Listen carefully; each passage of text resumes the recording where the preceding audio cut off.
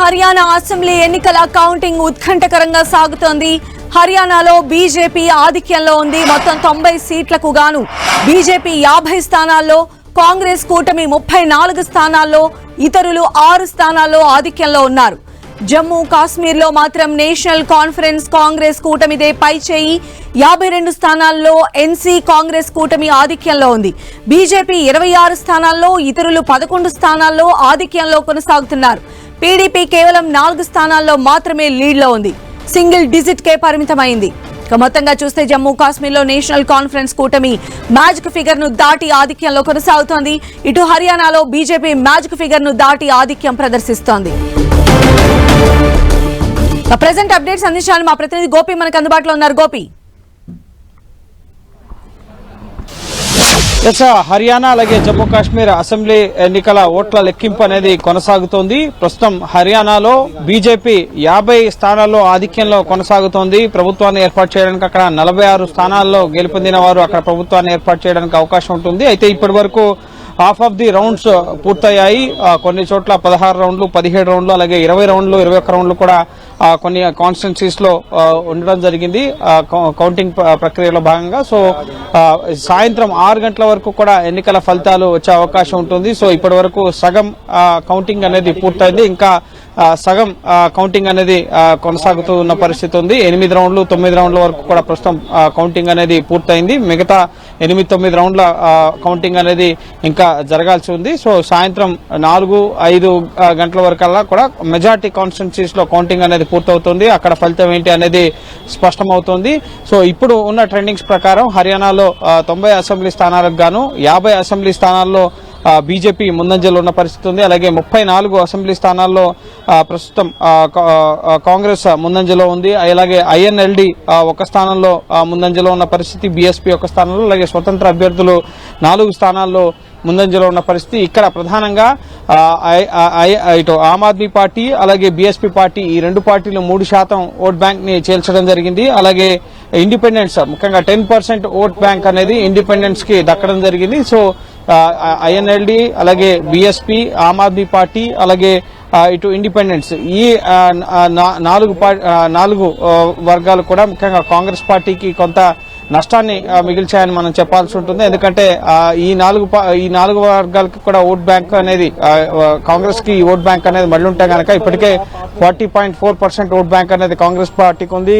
39.5% vote bank బీజేపీకి ఇప్పటి వరకు నమోదైన ఓట్ల లెక్కింపు శాతంలో చూసినట్లయితే కనుక బీజేపీ కన్నా అధిక ఓటు శాతం ఇటు కాంగ్రెస్ పార్టీకే రావడం జరిగింది. కానీ ఈ ఇండిపెండెంట్లు అలాగే ఐఎన్ఎల్డి, మిగతా పార్టీలు బీఎస్పీ అలాగే ఆమ్ ఆద్మీ పార్టీ, ఈ అభ్యర్థులు ఆయా నియోజకవర్గాల్లో పోటీ చేయడం వల్ల స్వల్ప మెజార్టీని ఇటు కాంగ్రెస్ అభ్యర్థులు కోల్పోయి ప్రస్తుతం బీజేపీ కన్నా వెనుకంజలో కొనసాగుతున్న పరిస్థితి ఉంది. సో కీ కాన్స్టిట్యున్సీలో ఇప్పటి వరకు పూర్తయిన రౌండ్లలో చూసుకున్నట్లయితే కనుక కొన్ని నియోజకవర్గాల్లో 800 ఓట్ల వెనక కాంగ్రెస్ అభ్యర్థి ఉన్నారు. కొన్ని నియోజకవర్గాల్లో 5000 ఓట్ల వెనక కాంగ్రెస్ అభ్యర్థి ఉన్నారు. సో భారీ మెజార్టీ డిఫరెన్స్ అనేది బీజేపీ కాంగ్రెస్ అభ్యర్థుల మధ్య లేదు. ప్రధాన పోటీ అయితే బీజేపీ కాంగ్రెస్ అభ్యర్థుల మధ్య ఉన్నప్పటికీ కూడా సో కాంగ్రెస్ వెనకబడ్డానికి గల కారణం ఇటు ఇండిపెండెంట్లు అలాగే ఆమ్ ఆద్మీ పార్టీ అభ్యర్థులు, బీఎస్పీ, ఐఎన్ఎల్డి, ఈ అభ్యర్థులు అక్కడ బరిలో ఉండడంతో ఓటు ముఖ్యంగా ప్రభుత్వ వ్యతిరేక ఓటు అనేది కొంత చీలిపోవడంతో కాంగ్రెస్ కి ఇక్కడ నష్టం జరిగినట్టుగా మనకు అర్థమవుతుంది. మెజార్టీ ఓట్ షేర్ మాత్రం ఇటు ఏపీలో ఏ విధంగా వైఎస్ఆర్సీపీకి ఎక్కువ మెజార్టీ ఓట్ శాతం వచ్చిందో అదే తరహాలో ఇప్పుడు ఇటు కాంగ్రెస్ కూడా హర్యానాలో మెజార్టీ ఓట్ షేర్ వచ్చింది. కానీ రానున్న రౌండ్స్ లో ఇప్పటివరకు హాఫ్ ఆఫ్ ది కౌంటింగ్ పూర్తయింది. మిగతా హాఫ్ లో కనుక ఇటు కాంగ్రెస్ అభ్యర్థులు మెజార్టీ ఓట్లను రాబట్టుకోగలిగినట్లయితే కనుక ఖచ్చితంగా కాంగ్రెస్ ప్రభుత్వ ఏర్పాటుకి అవకాశం ఉంటున్నట్టుగా మనం భావించాల్సి ఉంటుంది. సో టైట్ ఫైట్ అనేది నడుస్తుంది. మెజార్టీ మార్క్ దాటి బీజేపీ ఆధిక్యంలో ఉన్నప్పటికీ కూడా కొన్ని స్థానాల్లో లీడింగ్ అనేది ముఖ్యంగా మెజార్టీ అనేది కాంగ్రెస్ అభ్యర్థుల కన్నా 50 ఓట్లు, 100 ఓట్లు అలాగే 500 ఓట్లు ఈ విధంగా తక్కువ స్వల్ప మెజార్టీతో కూడా ముందంజలో బీజేపీ ఉన్న పరిస్థితి కాబట్టి సో ఏ క్షణమైనా సరే పరిస్థితి తారుమారయ్యే దిశలో ప్రస్తుత పరిణామాలు కనిపిస్తున్నాయి. జయరాం రమేష్ ఈసీ ఆలస్యంగా ఇటు ఎన్నికల రిజల్ట్స్ ట్రెండ్స్ అప్డేట్ చేస్తుంది, అధికారులపై ఒత్తిడి పెంచే విధంగా బీజేపీ వ్యవహరిస్తుందా అన్నట్లుగా కూడా జయరాం రమేష్ ఒక ట్వీట్ కూడా చేయడం జరిగింది. లోక్సభ ఎన్నికల్లో ఏ విధంగా అయితే ఆలస్యంగా ఎన్నికల వెబ్సైట్ లో రిజల్ట్స్ అప్డేట్స్ ఇవ్వడం జరిగిందో అదే తరహాలో ఇప్పుడు కూడా ఈసీ ఆ విధంగానే వ్యవహరిస్తుందని చెప్పి ఈసీ తీరు పైన ఇటు జయరాం రమేష్ అసహనం వ్యక్తం చేసిన పరిస్థితి ఉంది. ఇక జమ్మూ కాశ్మీర్ విషయానికి వస్తే కనుక పూర్తి స్థాయిలో ఎగ్జిట్ పోల్స్ అంచనాలకు అనుగుణంగానే ఇటు జమ్మూ కాశ్మీర్ నేషనల్ కాన్ఫరెన్స్ కాంగ్రెస్ కూటమి అక్కడ ప్రభుత్వాన్ని ఏర్పాటు చేయడానికి కావాల్సిన మెజార్టీ సీట్లు అక్కడ 48 మ్యాజిక్ ఫిగర్, కానీ 50 స్థానాలకు పైగా ప్రస్తుతం అక్కడ ఇటు జమ్మూ కాశ్మీర్ నేషనల్ కాన్ఫరెన్స్ అలాగే కాంగ్రెస్ కూటమి అభ్యర్థులు ముందంజలో ఆధిక్యంలో ఉన్న పరిస్థితి. కేవలం జమ్మూ రీజియన్ లో మాత్రమే బీజేపీ తన ప్రభావాన్ని చూపిన పరిస్థితి. కశ్మీర్ రీజియన్ లో సింగిల్ డిజిట్ కే బీజేపీ పరిమితమైన పరిస్థితి. పీడీపీ కూడా సింగిల్ డిజిట్ కే పరిమితమైన పరిస్థితి. కాంగ్రెస్ అలాగే నేషనల్ కాన్ఫరెన్స్ కూటమిగా ముందుకు వెళ్లడం కొంత కాంగ్రెస్ పార్టీకి నేషనల్ కాన్ఫరెన్స్ కి కలిసి వచ్చే అంశంగా మనం ఇక్కడ చెప్పాల్సి ఉంటుంది. ఎన్నికలకు ముందే వారు పొత్తు పెట్టుకోవడంతో క్లియర్ మెజార్టీ, ప్రభుత్వ ఏర్పాటుకు కావాల్సిన క్లియర్ మెజార్టీ దిశగా అక్కడ ఫలితాలు అనేవి కనిపిస్తున్నాయి. బీజేపీ ముఖ్యంగా ఇండిపెండెంట్లతో అలాగే పీడీపీతో ఇతర అభ్యర్థులతో కలిపి కూడా ప్రభుత్వాన్ని ఏర్పాటు చేసే పరిస్థితి ప్రస్తుతం జమ్మూ కాశ్మీర్ లో కనిపించడం లేదు. కానీ అనూహ్యంగా హర్యానాలో మాత్రం ఫలితాలు కొంత తారుమారయ్యాయి. 60కి పైగా స్థానాల్లో ఇటు క్లీన్ స్వీప్ కాంగ్రెస్ చేస్తుంది అని చెప్పి ఎగ్జిట్ పోల్స్ అంచనాలు వచ్చినప్పటికీ పూర్తిగా పరిస్థితి తారుమారైంది. ఇందుకు ప్రధానంగా ఓబీసీ కమ్యూనిటీ అలాగే ఇటు యాదవ్ కమ్యూనిటీ అలాగే జాట్ కమ్యూనిటీ కూడా చాలా వరకు బీజేపీ వైపు చూసినట్టుగా తెలుస్తుంది. ఎగ్జిట్ పోల్ సర్వేస్ లో ముఖ్యంగా కాంగ్రెస్ కే ఓటేస్తున్నాం అని చెప్పినప్పటికీ ఓటు వేసే విషయానికి వచ్చేటప్పటికి మాత్రం అది కొంత బీజేపీ వైపు మళ్ళినట్లుగా తెలుస్తోంది. సో రైతులు, యువత, మహిళలు వీరంతా కూడా వ్యతిరేకత కనబరిచినప్పటికీ కూడా ఇటు ఓబీసీ వర్గం, యాదవ్ వర్గం అలాగే గుజ్జర్ల వర్గం,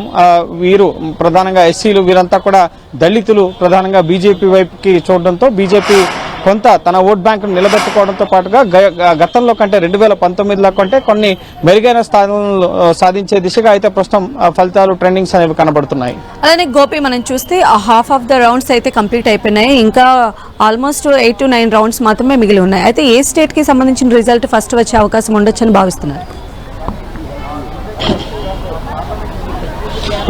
రెండు రాష్ట్రాల్లో కూడా 90 అసెంబ్లీ స్థానాలకి ఎలక్షన్స్ అనేవి జరిగాయి. సో మొదట హర్యానా ఫలితం వచ్చే అవకాశం కనిపిస్తోంది. ఎందుకంటే ఇప్పటికే హర్యానాలో కొన్ని కాన్స్టిట్యున్సీల్లో 14 రౌండ్లు 15 రౌండ్లే ఉన్నాయి. ఇప్పటికే 8 రౌండ్ల వరకు కూడా పూర్తయిన పరిస్థితి ఉంది. కొన్ని కాన్స్టిట్యున్సీలో 21 రౌండ్లు, లార్జర్ కాన్స్టిట్యున్సీస్ లో 21 రౌండ్ల వరకు కూడా కౌంటింగ్ అనేది ఉంది. కాబట్టి సో హర్యానా ఫలితాలు కొంత త్వరగా స్పష్టత వచ్చే అవకాశం ఉంది. జమ్మూ కాశ్మీర్ కి సంబంధించి కూడా ముఖ్యంగా రెండు రాష్ట్రాలకు సంబంధించి కూడా ఒకే సమయానికి సాయంత్రం 4-5 గంటల కల్లా కూడా స్పష్టత వచ్చే అవకాశం ఉంది. జమ్మూ కాశ్మీర్ లో కూడా ఇటు ఎన్నికల కమిషన్ త్వరగా రిజల్ట్స్ అప్డేట్ చేయట్లేదు అన్న విమర్శలను ప్రస్తుతం కాంగ్రెస్ పార్టీ వినిపిస్తోంది. సో గ్రౌండ్ లెవెల్లో వేగంగానే కౌంటింగ్ పూర్తవుతుంది, కానీ ఎన్నికల అధికారులు ఆలస్యంగా అప్డేట్ చేస్తున్నారు వెబ్సైట్ లో అని చెప్పి కాంగ్రెస్ నేతలు అభ్యంతరం వ్యక్తం చేస్తున్న పరిస్థితి ఉంది. సో వీలైనంత త్వరగా మనం చెప్తున్న కౌంటింగ్ రౌండ్స్ అనేవి ఎన్నికల కమిషన్ యొక్క వెబ్సైట్ డేటా ఆధారంగా మనం వివరాలు తెలియపరుస్తున్నాం. కాబట్టి సో యాజ్ ఆఫ్ నౌ అయితే హాఫ్ ఆఫ్ ది కౌంటింగ్ పూర్తయింది. ఇంకా ఇప్పుడు ఉదయం 8 గంటలకు కౌంటింగ్ ప్రారంభమైంది. సో 4 గంటలుగా కౌంటింగ్ కొనసాగుతోంది. సో మరో 4 గంటల్లోగా హర్యానా, జమ్మూ కాశ్మీర్ లో పూర్తి స్థాయి ఫలితాలు వెల్లడే అవకాశం కనిపిస్తోంది. సో కొంత ప్రస్తుతం కాంగ్రెస్ కార్యాలయంలో పొద్దున ఉదయం పోస్టల్ బ్యాలెట్ లెక్కింపు తర్వాత కాంగ్రెస్ కి భారీ లీడ్స్ రావడం, మ్యాజిక్ ఫిగర్ ని దాటడంతో సంబరాలు అనేవి జరిగాయి. కానీ పూర్తిగా ప్రస్తుతం కాంగ్రెస్ పార్టీలో కానీ ఇటు బీజేపీ కేంద్ర కార్యాలయంలో కానీ ఎటువంటి సెలబ్రేషన్స్ అనేవి జరగడం లేదు. ఎంతో ఉత్కంఠగా ఎదురు చూస్తున్నారు. ఎందుకంటే రౌండ్ కి ఫలితం మారుతుంది.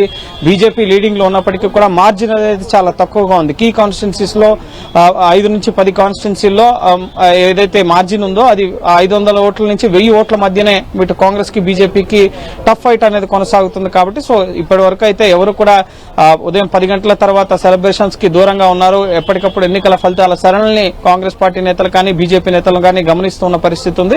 జమ్మూ కాశ్మీర్ లో అయితే ధీమాగా ఉన్నారు. ఇటు నేషనల్ కాన్ఫరెన్స్ అలాగే కాంగ్రెస్ కూటమి అక్కడ ఖచ్చితంగా ప్రభుత్వాన్ని ఏర్పాటు చేసేందుకు కావాల్సిన సంఖ్యాబలంతో ముందుకెళ్తుంది. సో ఖచ్చితంగా అక్కడ 10 ఏళ్ల తర్వాత జరిగిన ఎన్నికలు బీజేపీ అధికారంలో ఉండి ముఖ్యంగా ఆర్టికల్ 370ని రద్దు చేయడం, అలాగే రాష్ట్రాన్ని విభజించడం, సో అది కొంత బీజేపీకి వ్యతిరేకత అంశంగా ఉండడం, అలాగే కాశ్మీర్ లో అంతగా పార్టీ ప్రభావవంతంగా లేకపోవడం, కేవలం జమ్మూ రీజన్ కే పరిమితం అవడంతో సో పూర్తి స్థాయిలో అయితే అక్కడ ఈ బీజేపీ ప్రభుత్వాన్ని ఏర్పాటు చేసే అవకాశాలు లేవు. కానీ నేషనల్ కాన్ఫరెన్స్ అక్కడ బలమైన స్థానిక పార్టీ కాబట్టి సో ఆ పార్టీతో కాంగ్రెస్ పార్టీ పొత్తుతో ముందుకెళ్లింది కాబట్టి సో ఖచ్చితంగా అక్కడ కూటమి ప్రభుత్వం ఏర్పడుతుందన్న ధీమాతో కాంగ్రెస్ నేషనల్ కాన్ఫరెన్స్ ఉన్నాయి. కానీ హర్యానా ఫలితమే కొంతవరకు ఎగ్జిట్ పోల్ అంచనాలు కానీ కాంగ్రెస్ పార్టీ అంచనాలు కానీ అందుకు భిన్నంగా ప్రస్తుతం హర్యానా ఫలితాలు అయితే కనిపిస్తున్నాయి. అయితే కాంగ్రెస్ చీఫ్ అంటే హర్యానా కాంగ్రెస్ చీఫ్ హుడా కూడా కొద్దిసేపటి క్రితమే మాట్లాడారు. ఆయన స్టిల్ ఇంకా కాన్ఫిడెన్స్ వ్యక్తం చేస్తూ ఉన్నారు. సీఎం అభ్యర్థికి సంబంధించి కూడా ఆయన మాట్లాడిన మాటలు మనం గమనించవచ్చు.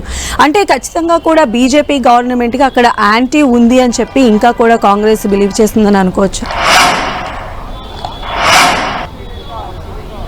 ఎస్ ఖచ్చితంగా ఇటు కాంగ్రెస్ ప్రభుత్వ ఏర్పాటుపై ధీమాగా ఉంది, బీజేపీ కూడా ప్రభుత్వ ఏర్పాటుపై ధీమాగా ఉంది. ఇటీవల మనం మధ్యప్రదేశ్ ఎలక్షన్స్ చూసాం.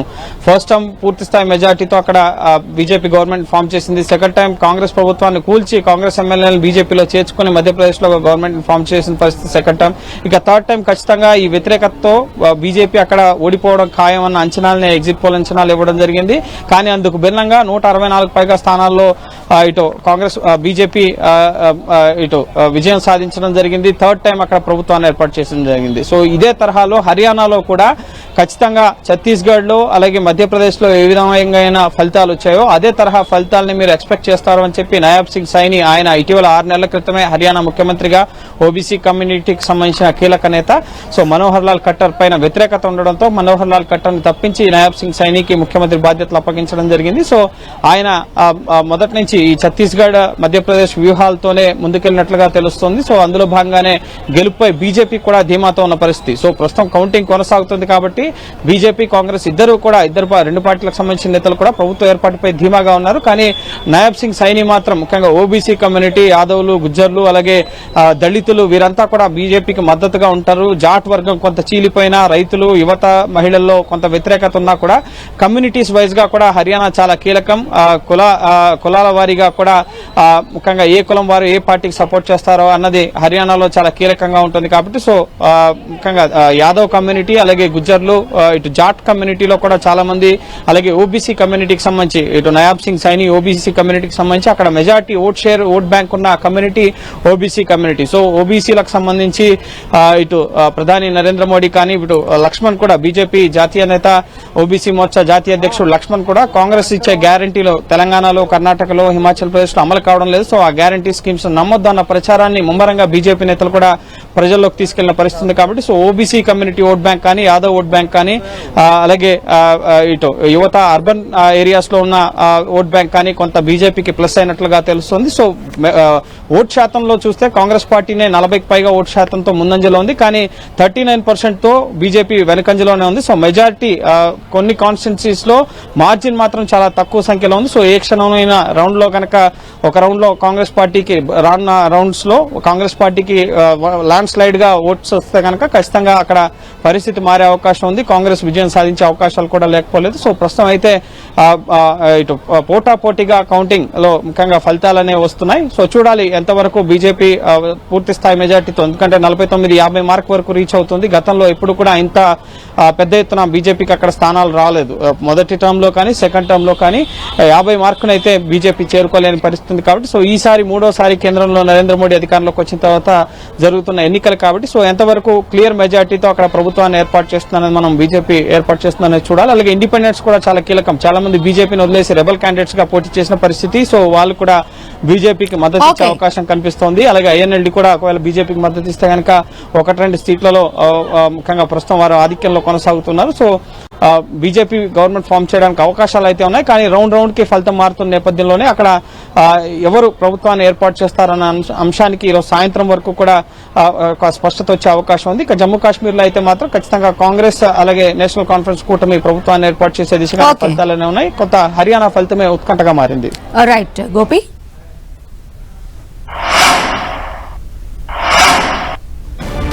జమ్మూ కాశ్మీర్ లో బీజేపీ బోణి కొట్టింది. జమ్మూ కాశ్మీర్ కథువాలో బీజేపీ అభ్యర్థి దర్శన్ కుమార్ విజయం సాధించారు. శ్రీ గుఫారా బిజ్బెహరా స్థానంలో నేషనల్ కాన్ఫరెన్స్ అభ్యర్థి బషీర్ షా విజయం సాధించారు. ఇక్కడ ముఫ్తీ కుమార్తె ఇల్తిజా ఓటమి పాలయ్యారు. ఇక జమ్మూ కాశ్మీర్ లో పోటీ చేసిన 2 స్థానాల్లో ఒమర్ అబ్దుల్లా ఆధిక్యంలో ఉన్నారు.